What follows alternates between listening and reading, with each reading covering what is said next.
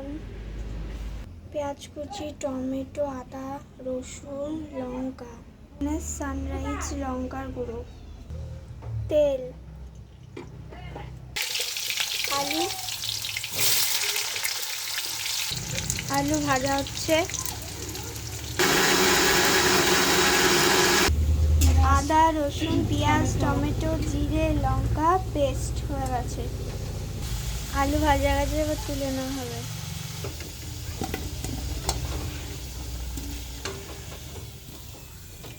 ফোড়ন, তেজপাতা, শুকনো লঙ্কা তেলের ওপর, পেঁয়াজ,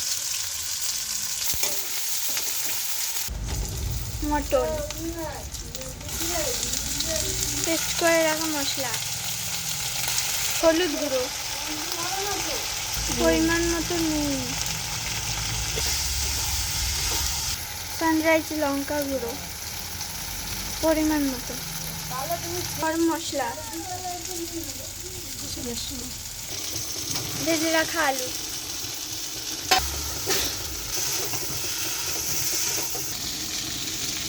মাংস কষানো হচ্ছে, গরম জল, কিছুক্ষণ এবার ফুটবে।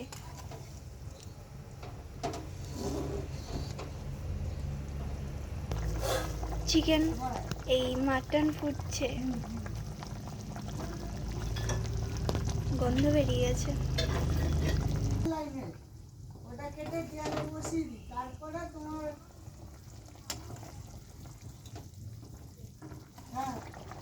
গরম মশলা,